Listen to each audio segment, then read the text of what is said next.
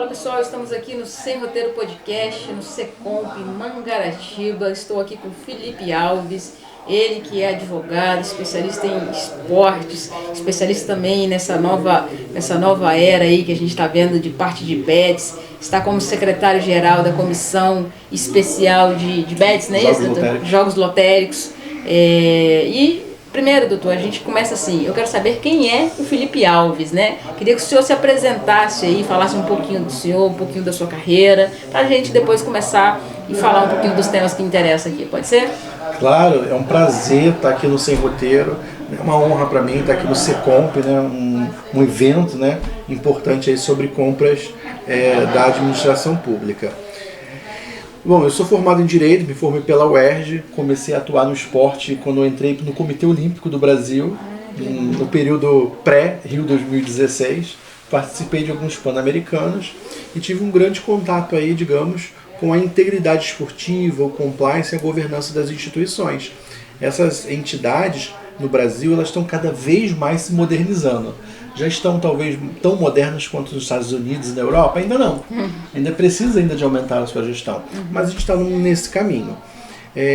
Quando eu saí do Comitê Olímpico do Brasil, eu percebi que existia um fenômeno no Brasil, que é o fenômeno da manipulação de resultados no esporte, que foi alvo aí de grandes notícias. E aí comecei a estudar esse fenômeno. Conjugado a isso, veio a lei que tornou legal as apostas no Brasil. Então passei a estudar esse tema, comecei a palestrar em alguns eventos e acabei me tornando um advogado especializado em iGaming. Então, inicialmente, trabalhei com direito administrativo, depois com direito esportivo e, por fim, agora sou especialista em iGaming. Então vamos explorar um pouquinho de cada dessas áreas aí, que são todas importantes. Vamos começar pela apostas esportivas, que está em alta, né?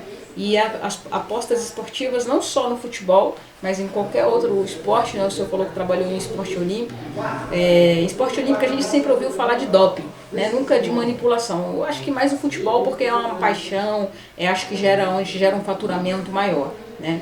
E manipulação de resultado a gente sempre ouviu falar no futebol, mas com a vinda das bets, a gente tem essa informação vazando mais nas redes sociais.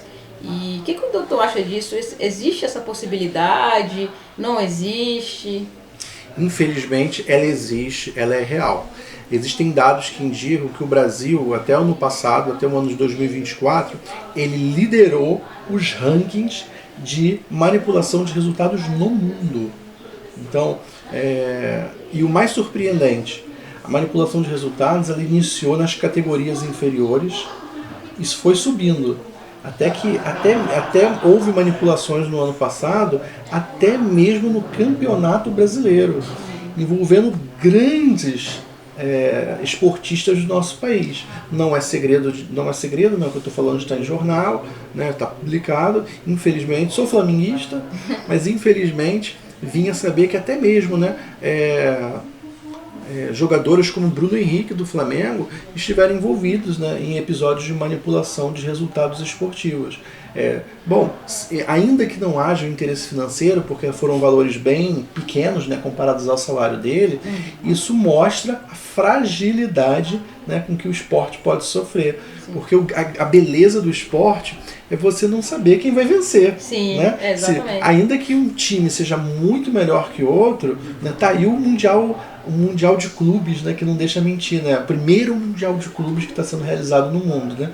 Houve vários jogos que foram tidos como zebra, e isso é emocionante, né? Os clubes sul-americanos, né, esperava-se que eles iam levar uma lavada dos times europeus, mas não, os clubes sul-americanos estão liderando todas os grupos de competição. Então isso é extremamente emocionante, o mundo está emocionado aí com o futebol e com esse grande campeonato. Se houvesse manipulação de resultados nesse campeonato, toda essa beleza se perderia. Sim. E o risco também reputacional, porque isso afetaria diretamente a capacidade dos patrocinadores investirem nesse evento. Então, a manipulação de resultados, ela é um evento que contamina toda a cadeia esportiva, toda a indústria do esporte. E é importante dizer, as bets, as operadoras esportivas, elas não estão...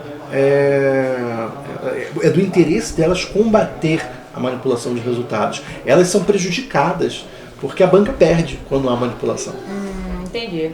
E, doutor, referente acho que as bets tem muito a ver com isso, referente às loterias, né? Hoje se vê muito falando sobre loterias municipais, né?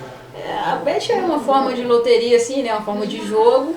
Eu acho que é até mais confiável, como o doutor falou, porque você está torcendo por algo ali, você vê acontecer, você estuda, o time ganhou ali, perdeu ali, você sabe que há uma probabilidade, se não houver influência de nenhum jogador, de uma outra questão. Mas as loterias municipais, qual é a intenção de um município? A gente está num evento de gestores públicos, né, de entidades públicas, então tem tudo a ver. Qual o interesse de um município abrir uma loteria pública e quais são os tipos de apostas ou o que pode ser feito numa loteria pública municipal? Bem, antes de te responder, eu só vou esclarecer aqui para quem está ouvindo, para quem vai assistir, que não vou entrar em detalhes muito legais, né? Claro, não, aqui o nosso público é bem polêmico, então tem que ser bem didático. Sem juridiquês, né, como a gente costuma dizer, mas de forma muito simples, as leis brasileiras, elas trouxeram equipararam, né, colocaram na mesma balança as apostas esportivas, os cassinos online, as loterias. Elas transformaram essas apostas online numa categoria de loteria. Então existem várias modalidades lotéricas e as apostas esportivas são uma delas. Então essa é a primeira coisa que eu gostaria de dizer. A segunda coisa que eu gostaria de dizer é em relação à questão dos municípios. Existe um debate no Brasil se os municípios podem ou não podem abrir suas próprias loterias. É pacificado que, obviamente, a União pode. Né? Não é à toa que a Caixa Econômica explora as loterias há décadas, desde 1967.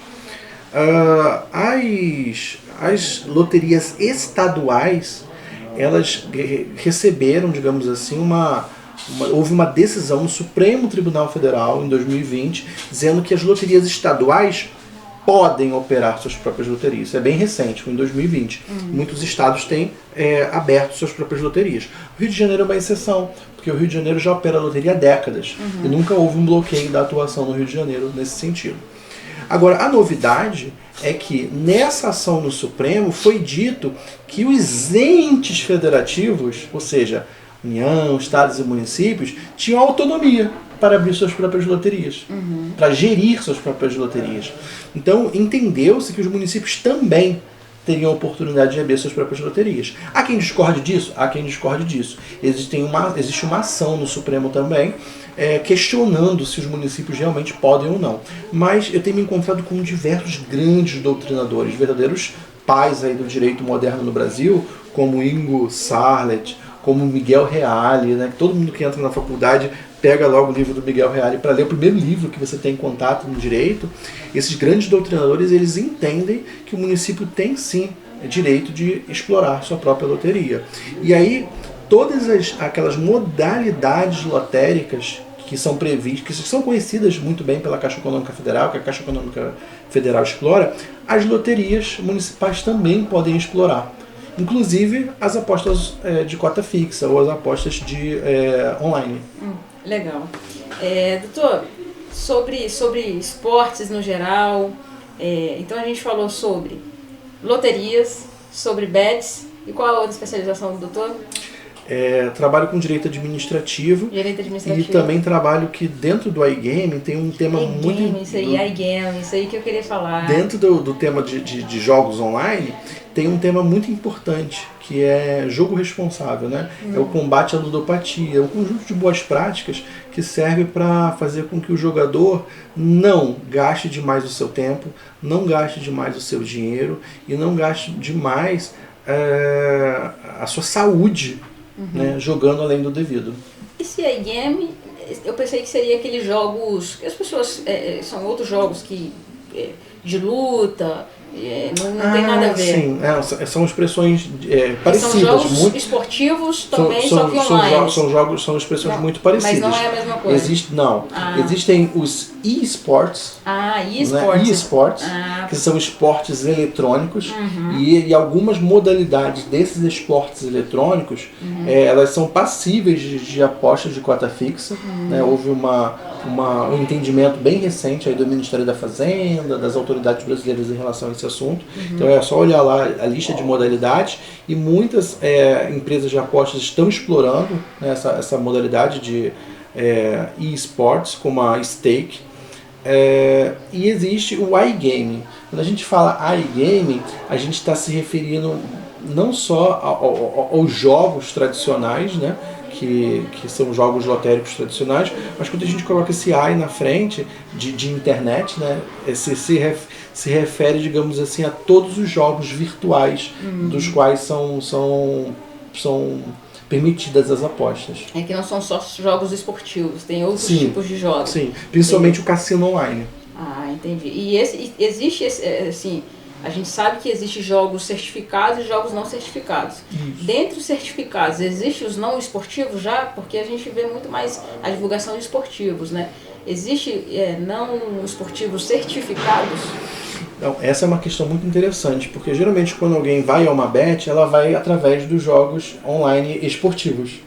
Mas é interessante dizer que esses jogos, eles compõem, isso varia um pouco, mas eles compõem cerca de 20 a 30% da receita de uma bet.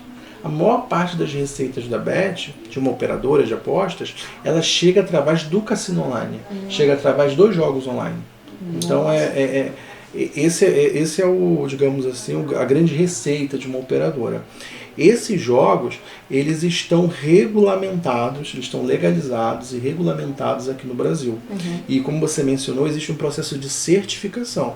É equivalente àquelas normas da ISO, que fazem com que você tenha certeza que aquele jogo ele está cumprindo as regras das leis brasileiras, das autoridades brasileiras, para que aquele jogo não explore indevidamente o consumidor.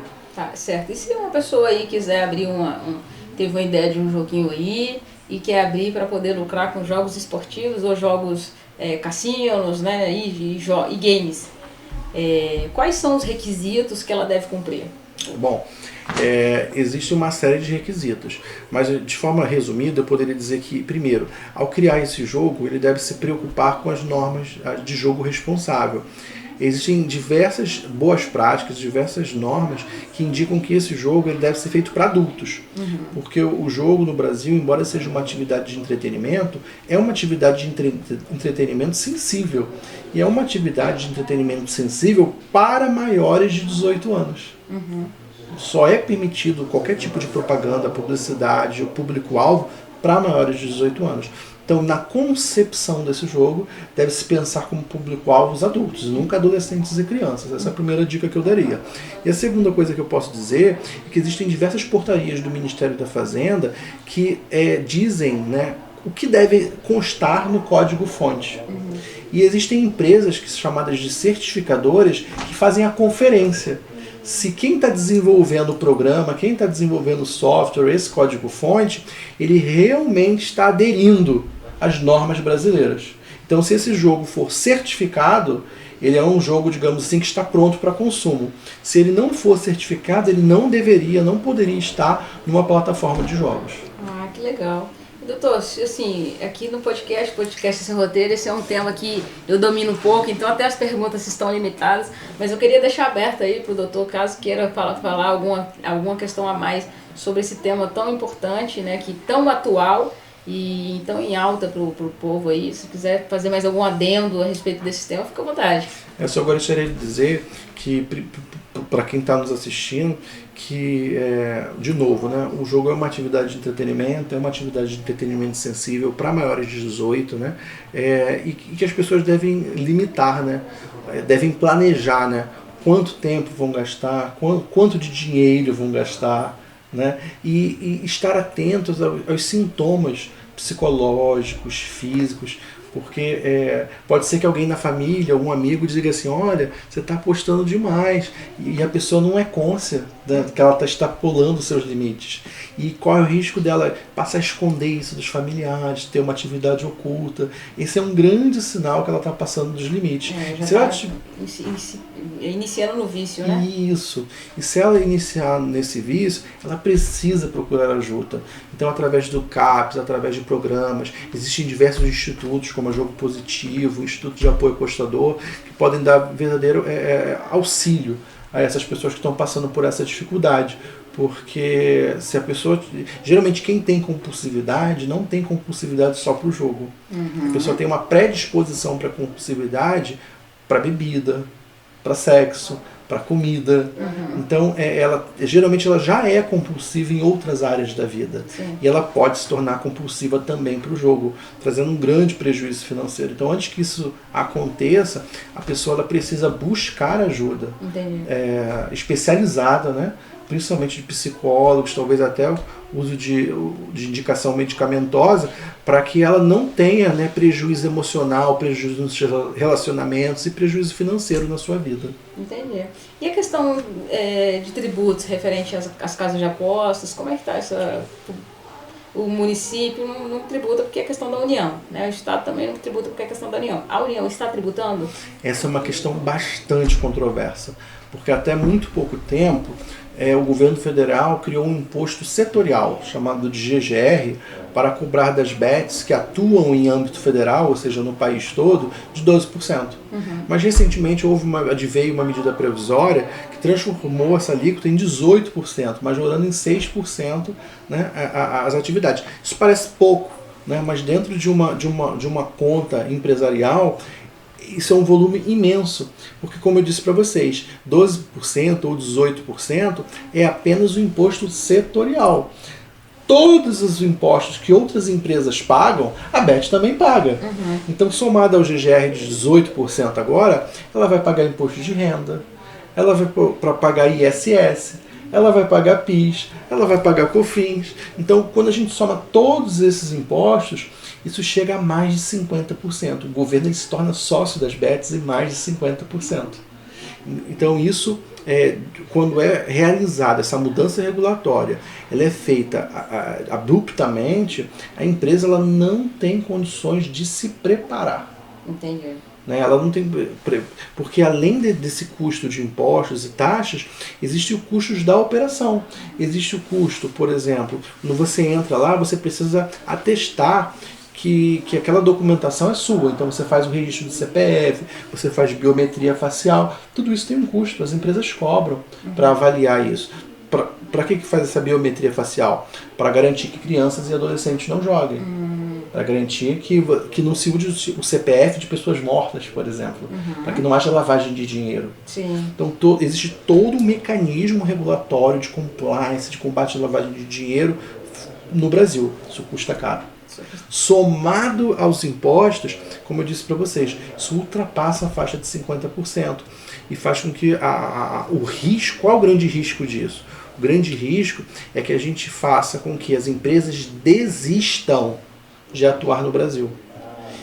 E por outro lado, a gente atrai empresas que não querem se legalizar, que não querem pagar impostos, que não querem contratar brasileiros, que não querem abrir sede aqui. Elas fazem as suas atividades ilegais exclusivamente online.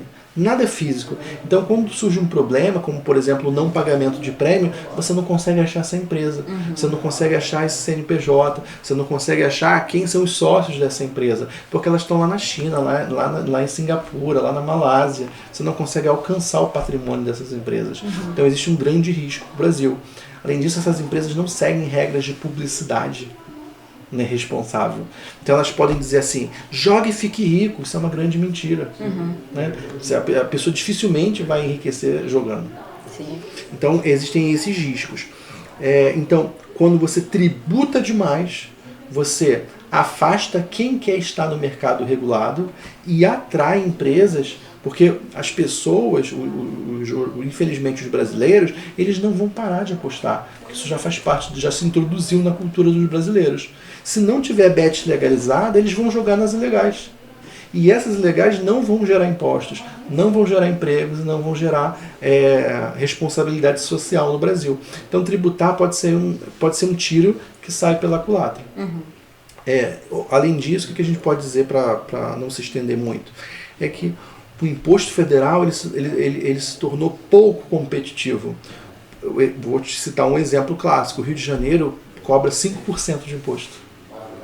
O Rio de Janeiro cobra 5% e o governo cobra 18%.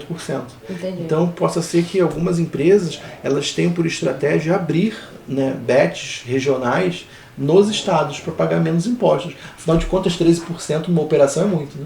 Entendi. Mas aí, vamos supor, a localização do usuário, do jogador, também só pode ser do Rio de Janeiro. Exatamente. Existe uma geolocalização. A BET tem que instaurar, isso não é difícil, existem programas para isso hoje em dia, para instaurar uma geolocalização que só admita apostadores daquele estado, restritos a um limite específico. E os municípios também, seguindo a mesma forma. E os municípios cobram até menos impostos que o governo federal. Alguns municípios cobram 2% ou 3%, se tornando também bastante competitivos. Então, é um assunto que precisa ser revisto aí no governo seriamente, e as associações, as BETs também precisam se mobilizar para expor isso para a população, né? Que pode ser prejudicial para a população não ter um ambiente competitivo, porque no final de contas, quem vai pagar mais caro é o consumidor. Doutor, eu queria até estender a nossa conversa principalmente para a questão do esporte, porque eu não sei se o doutor advoga para algum clube de futebol ou algum atleta, enfim, mas isso me interessa muito, porque ali dentro da questão do esporte você tem a questão contratual, você tem a questão trabalhista, você tem a questão hoje de imagem, né, para a parte de influência, até a maioria dos atletas usam a imagem, mas o nosso tempo aqui é curto, né? Então vou deixar o convite estendido para ir para o nosso podcast oficial, que hoje a gente está aqui no modo fest, tá? Mas eu agradeço a sua participação. Queria que o doutor deixasse aí suas redes sociais, site, fica à vontade. Muito obrigado. Bom, nas redes sociais, no meu Instagram é Felipe A.L. Rodrigues, e eu estou muito presente também no LinkedIn, através do Felipe Rodrigues.